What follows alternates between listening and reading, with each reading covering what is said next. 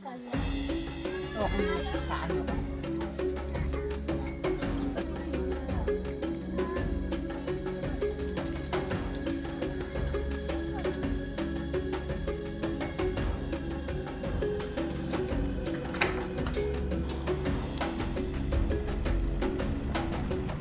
mereka kan berpindah-pindah Mas ya. Nah terkadang kalau misalnya kita di tempat fasilitas yang ada fasilitasnya, bisa mereka ke sini. Nah cuman kalau mereka nggak ada ya kita tetap nyampirin mereka. Nah, kalau untuk orang yang sehat itu dinamakan bungaron, sementara untuk orang yang sakit itu bercenenggo. Kok Nio selain sakit gigi, darahnya kurang juga. 80 kok. Nah, Nio sehari 3 kali. Ya.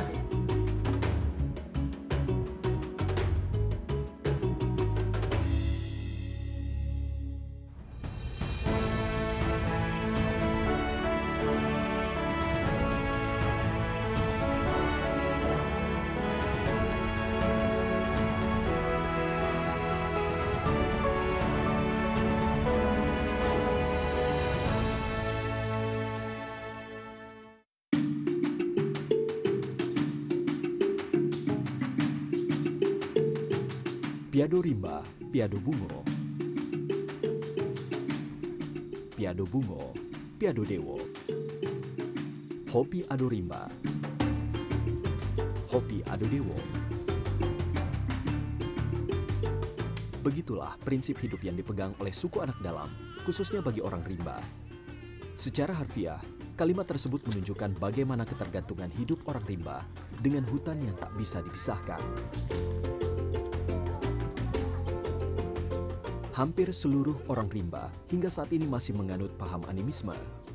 Mereka percaya setiap benda di bumi memiliki jiwa yang harus dihormati agar roh yang terdapat pada benda-benda tersebut tidak mengganggu keberlangsungan hidup.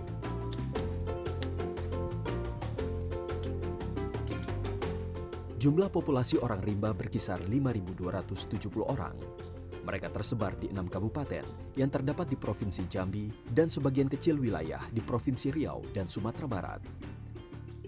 Orang rimba tinggal dan mencari makan di dalam hutan. Mereka hidup dengan cara berkelompok kecil, terdiri dari 3 hingga 7 keluarga. Mereka hidup dengan cara nomaden atau berpindah-pindah tempat. Hal tersebut dilakukan ketika ada anggota keluarga yang meninggal dunia, karena dalam kepercayaan orang rimba, orang yang telah mati harus ditinggalkan agar terhindar dari nasib buruk atau kutukan. Mereka hidup jauh dari permukiman penduduk, hampir tak terjamah oleh fasilitas pendidikan dan kesehatan. Pandemi terjadi di seluruh dunia. Nah, tentang tahun kita dengar itu. Namun seorang perawat bernama Rusli Effendi yang bernaung di bawah komunitas konservasi Indonesia Warsi mendedikasikan dirinya sebagai fasilitator kesehatan bagi orang rimba. Dalam bahasa orang rimba, orang yang bisa membantu menyembuhkan penyakit seperti Rusli dikenal dengan sebutan lokoter.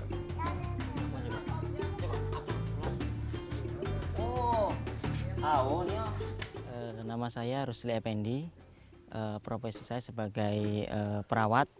Ya, kalau sehari-hari di sini sebagai fasilitator kesehatan pada orang rimba. Ya, karena saya kepengen mengenal secara lebih dalam mengenai orang rimba itu. Ya, karena kalau misalnya hanya berita-berita saja itu kan masih kurang inilah Mas, masih simpang siur kan. Cuman kalau misalnya kita terjun sendiri, mengetahui secara pasti detail tentang orang rimba, oh kita akan paham sebenarnya orang rimba itu adalah kelompok suku adat marginal yang baik juga sebenarnya gitu kan. Cuman kalau misalnya kita dengar di luaran mereka banyaklah yang orang memandang mereka itu dengan stereotip itu, dengan penuh curiga, penuh pokoknya yang buruk-buruk lah seperti itu. Nanggut penyakit, nang sehat disebut dengan. Rusli menjadi fasilitator kesehatan orang rimba sejak 2015. Selama 20 hari di setiap bulan, Rusli menghabiskan waktu di permukiman orang rimba, jauh dari istri dan kedua anaknya. Artinya, Rusli hanya memiliki waktu kurang lebih 1 minggu dalam sebulan untuk bercengkrama dengan keluarga kecilnya. Ia tinggal bersama keluarga di kota Jambi. Pilihan Rusli untuk menjadi fasilitator kesehatan orang rimba bukan berarti tanpa penolakan dari keluarganya. Ketidakhadiran Rusli menyaksikan tumbuh kembang kedua anaknya di rumah menjadi suatu hal yang berat untuk diterima sang istri, karena terbentur dengan komunikasi yang sulit ketika Rusli sedang bertugas di pedalaman tempat orang rimba bermukim. Ya, yang paling sulit sih masalah anak, karena pada saat saya ditinggal, otomatis kan anak sama saya, kami cuma bertiga. Nah, pada saat anak saya yang sakit, yang kecil itu sakit, itu yang saya susah gitu. Kenapa? Karena ya anak sesak, kalau anak sesak suami nggak ada, jadi otomatis saya harus ke paskes sendiri, saya harus cari obat sendiri, itu aja. Dan juga pada saat misalnya saya butuh komunikasi nih, apa obatnya gitu, ini mau kayak mana, saya pas nelpon nggak aktif gitu. Itu sih yang jadi apa ya, yang terkesan banget kalau ketika ditinggal tuh takut anaknya kambuh gitu, karena punya riwayat sesak itu. Kalau sukanya? Kalau sukanya ditinggal ya nggak ada sukanya sih, cuman satu hal yang memang ketika berpisah berapa hari, kadang sampai 20 hari, ada sampai 30 hari. Itu terasa ketika bertemu, ya lebih harmonis gitu aja sih. Namun, seiring berjalannya waktu, perlahan keluarga Rusli dapat mengerti dan memahami jalan hidup yang dipilih oleh Rusli. Anak-anaknya mulai mengerti bahwa ayahnya mendedikasikan diri untuk mengobati orang rimba yang sakit dan membutuhkan pertolongan. Anak-anaknya mulai paham bahwa pekerjaan ayahnya bukanlah pekerjaan yang menjadi pilihan oleh kebanyakan orang. Ya kalau keluarga sebenarnya ini Mas agak keberatan lah gitu kan. Maksudnya tuh ya menanyakan apa namanya ya, kok lama sekali di lapangan gitu kan. Nah karena tugas tadi ya, karena sudah di awal sudah kita sama-sama bicarakan, tentunya lambat laun akan mengerti. Walaupun di awal-awal itu sangat susah itu Mas. Sini sama Kak Maria nggak bisa pakai kemana, tapi yang lain. Rusli merupakan satu dari 2 fasilitator kesehatan yang ada di Komunitas Konservasi Lingkungan Indonesia Warsi. Cakupan wilayah pelayanan kesehatan bagi orang rimba meliputi 6 kabupaten yang terdapat di Provinsi Jambi. KKI Warsi merupakan lembaga swadaya masyarakat non-profit yang bergerak di bidang konservasi lingkungan. Warsi telah terjun ke wilayah orang rimba sejak 1995 sebelum orang rimba bisa menerima orang luar untuk berinteraksi dan berkomunikasi. Warsi memiliki konsentrasi untuk memfasilitasi orang rimba agar mampu mendapatkan fasilitas kesehatan dan pendidikan. Sama seperti warga negara Indonesia lain, tanpa mengubah adat dan budaya dari orang rimba itu sendiri.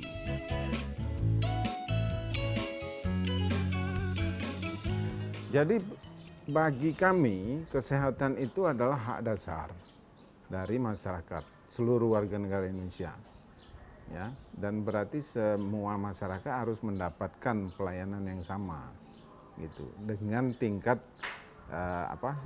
sistem yang sudah diatur oleh pemerintah gitu kan. Nah, selama ini ya karena kendala tadi, contoh kendala administrasi, kemudian kendala budaya gitu ya. Kendala budaya itu pada tahap awal kami mencoba mengintegrasikan puskesmas bisa melayani mereka itu berat juga, karena ada image gitu ya, ini mereka orang dari hutan, punya kesaktian macam-macam, dokternya jadi takut kan begitu. Kalau dokternya nanti perempuan bisa ngikut, ya itu kan budaya ya. Kali ini, Rusli tengah bersiap untuk berangkat ke Kabupaten Sarolangun. Segala macam peralatan kesehatan pun disiapkan untuk mengunjungi dan memeriksa kondisi kesehatan dari kelompok-kelompok orang rimba. Sekali bertugas, Rusli akan menghabiskan waktu lebih dari setengah bulan untuk bersafari ke pemukiman orang rimba yang membutuhkan pelayanan kesehatan.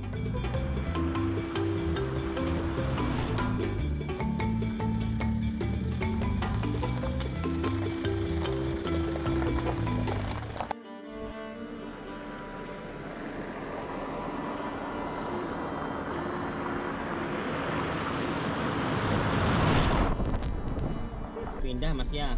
Nah terkadang kalau misalnya kita di tempat fasilitas yang ada fasilitasnya, bisa mereka ke sini. Nah cuman kalau mereka nggak ada ya kita tetap nyamperin mereka.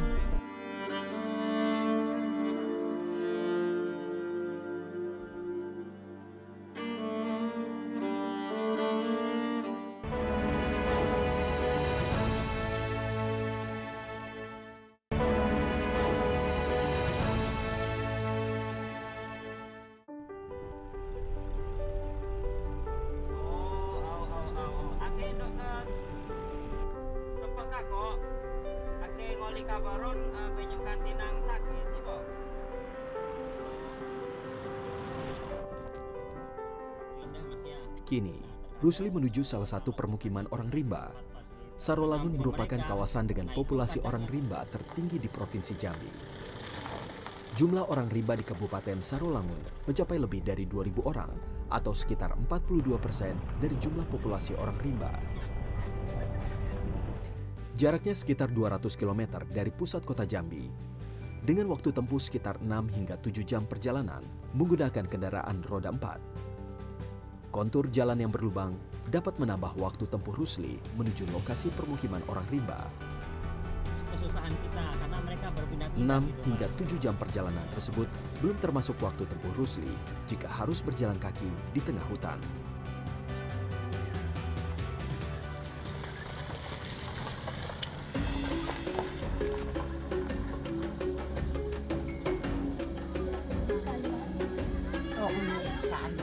Orang rimba tergolong dalam kelompok yang rentan terkena penyakit. Hal tersebut disinyalir karena gaya hidup yang mereka jalani.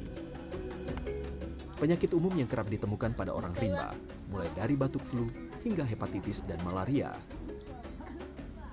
Setiap akan mengobati orang rimba, Rusli terlebih dahulu harus mendapat izin atau restu dari kepala kelompok orang rimba. Kepala kelompok tersebut dikenal dengan sebutan tumenggung. Seseorang yang dipilih secara musyawarah adat untuk memimpin kelompoknya. Seorang tumenggung bertanggung jawab atas penerapan hukum adat bagi kelompoknya, termasuk kepada siapa saja mereka boleh berinteraksi, seperti Rusli yang datang dari luar kelompok mereka. Ya, banyak penyakitnya itu, ada yang malaria, ada juga asam urat, ada juga banyak yang bisa diperiksa itu karena ya banyak penyakit itu yang menyerang tidak nampak di sudut mata kita. Kalau macam batuk, demam itu kan masih nampak. Kalau yang lain itu tidak nampak begitu. Rupa orang sehat tapi dia banyak penyakit gitu. Oh ya, dulu semenjak yang ada dibilang orang luar itu corona itu, ya Rusli itu menugaskan pasien. Pasien itu pertamanya pasien orang tua. Itu pasien orang tua itu 2 kali pasien. Yang kedua pasien anak-anak yang berumur yang bisa masuk sekolah itu sudah lengkap. Sekitar ini sudah ada yang punya kartu pasien. Rusli bertugas memeriksa orang rimba yang memiliki keluhan penyakit. Salah satu cara yang dilakukan dengan membuka gerai pemeriksaan tak jauh dari permukiman orang rimba. Berbagai keluhan ia tangani dengan memberikan obat-obatan dasar untuk memulihkan penyakit orang rimba. Jika orang rimba membutuhkan pengobatan serius, maka pasien akan dibawa ke puskesmas untuk mendapat penanganan lanjutan. Udah pernah, biasanya demam. Yang bantu Rusli. Itu biasanya malaria itu. Beberapa tahun yang lalu itu sampai anak aku sampai kejang, dia demamnya tinggi. Itu dibawa ke puskesmas, dicek itu malaria. Nah sesudah itu sampai sekarang alhamdulillah belum ada kambuh, malarianya belum kambuh. Sembuh ya. Dikasih obat apa ya? Dirawat? Iya dirawat. Berapa hari? 3 hari itu dirawat. Dikasih obat. Dikasih obat. Sampai sekarang belum ada kambuh, belum ada.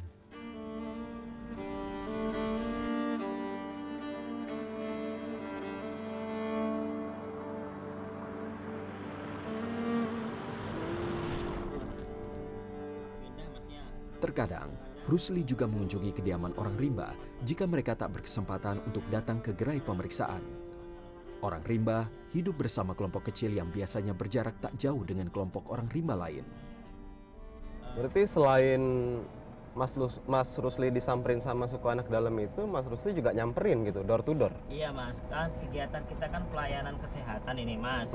Jadi lokasi mereka kan berpindah-pindah Mas ya. Nah terkadang kalau misalnya kita di tempat fasilitas yang ada fasilitasnya, bisa mereka ke sini. Nah cuman kalau mereka nggak ada ya kita tetap nyamperin mereka. Nah itu kadang yang terjadi kesusahan kita karena mereka berpindah-pindah gitu Mas. Iya. Berarti pas Mas Rusli nyamperin bisa nggak ketemu gitu? Iya bisa, itu malah sering itu. Karena mereka berpindah-pindah dari suatu lokasi ke lokasi yang lain, kadang itu nggak ada sinyal gitu. Bagi mereka yang punya HP masih bisa lah kita hubungin, tapi kalau mereka yang nggak punya ini, nah ini yang susah. Nah, terkadang ini yang membuat kita nih sudah datang, ternyata nggak ada ini, kita harus balik lagi nih gitu kan. Tapi kalau setiap pergi itu emang selalu pakai ambulans gini Mas, atau pakai apa aja?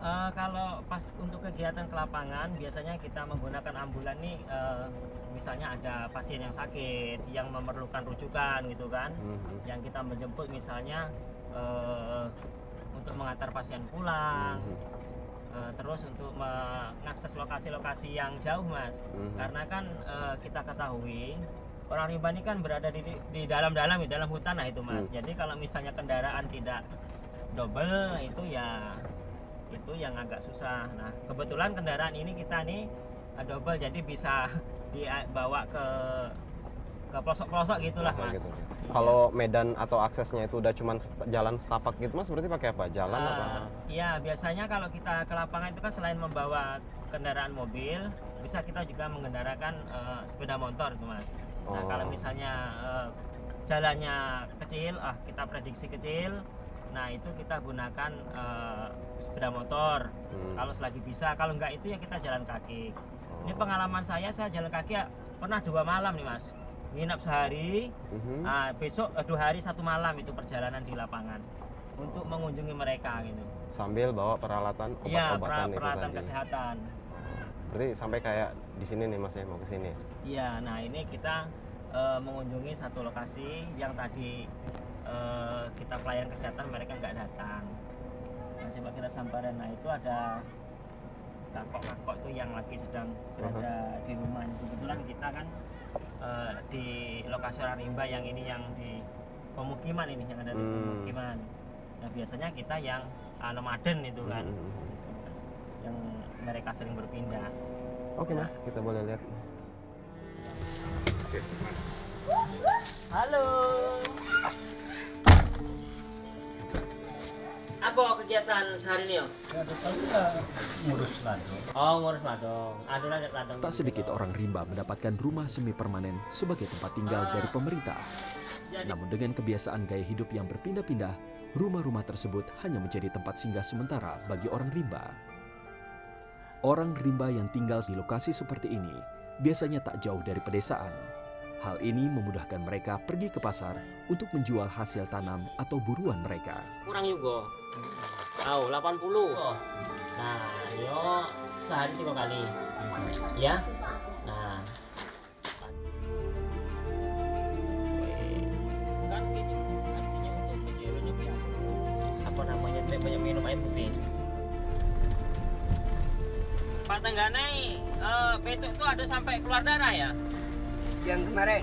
Nah, yang dari awal, dari beberapa waktu lalu. Oh ya, kalau di awal itu ada. Oh, betuk darah ya? Yang sebelumnya itu belum ada pernah berobat keluar itu di Prisma ya, tadi rumah sakit di Manado.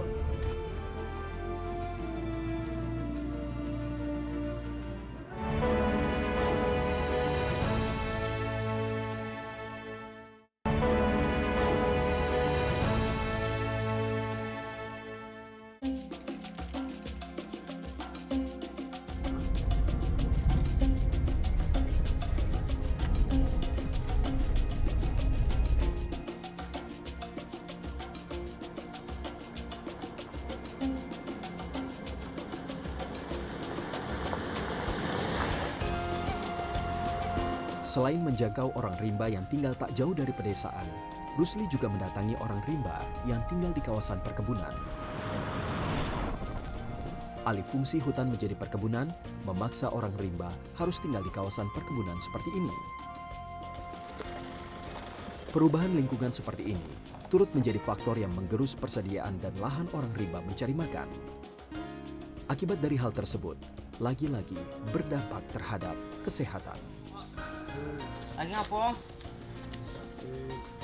Orang rimba terbiasa melakukan kegiatan basandingan. Kegiatan memisahkan antara orang yang sakit dengan orang yang sehat, meskipun mereka tergabung dalam satu kelompok. Apa namanya, banyak minum air putih.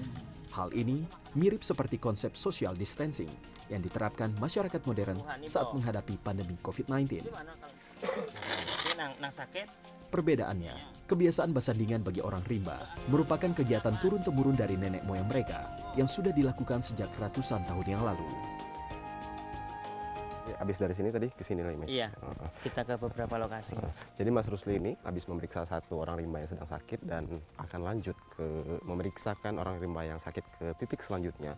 Mereka ini sebenarnya satu kelompok tapi dipisah atau dinamakan sedang melakukan kegiatan bersanding karena inilah yang mereka lakukan untuk meminimalisir menularkan penyakit dari satu orang ke orang yang lainnya yang sudah dilakukan sejak ratusan tahun yang lalu. Seperti hari ini lanjut ke sini. Kelompok yang nang sakit. Untuk agak periksa kesamuran.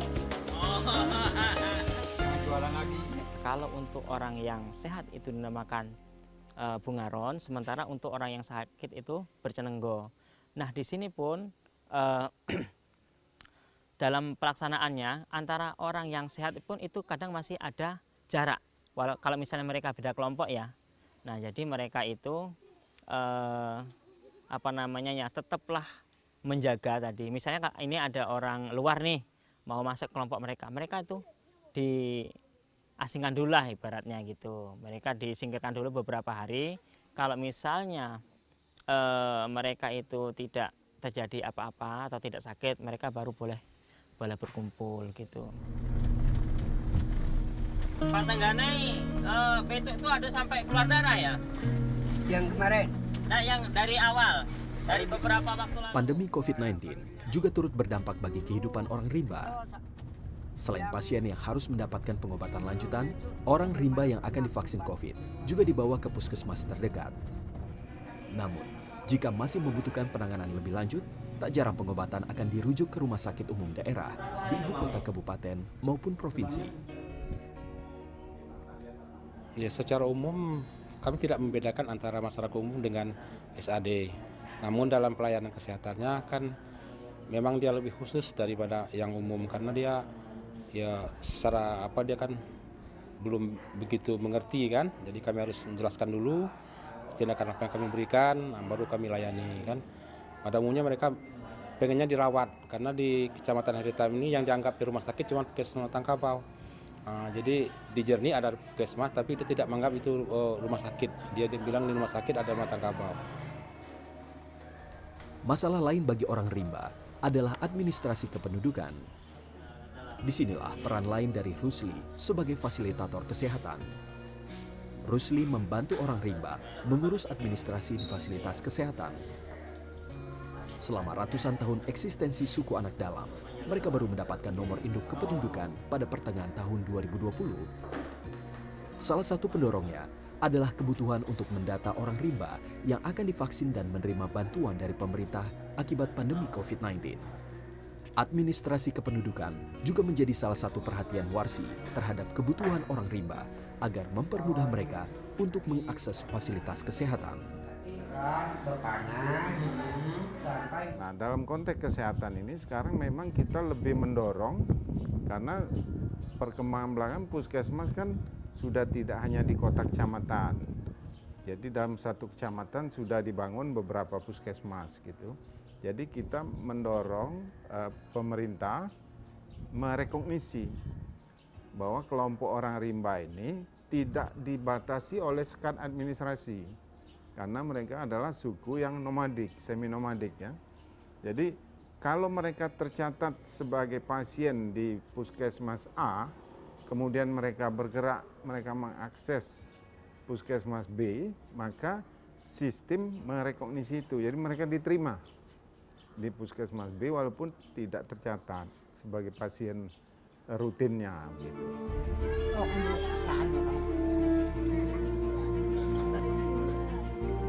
Inilah cerita tentang Lokoter, suku anak dalam.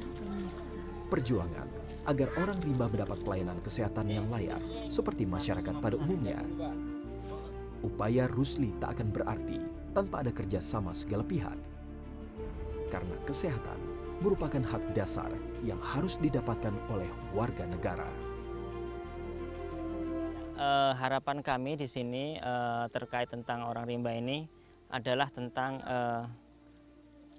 misalnya peningkatan akses lagi, Mas, peningkatan akses lagi dari pemerintah.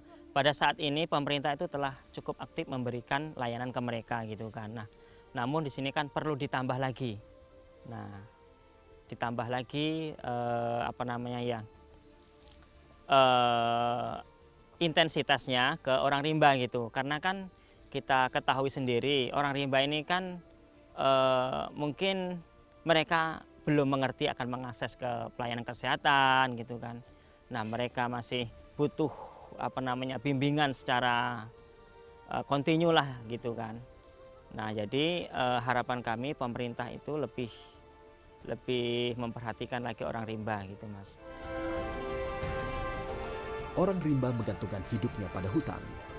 Keterkaitan orang rimba dengan hutan tak dapat dipisahkan. Perkembangan zaman bukanlah musuh utama suku anak dalam.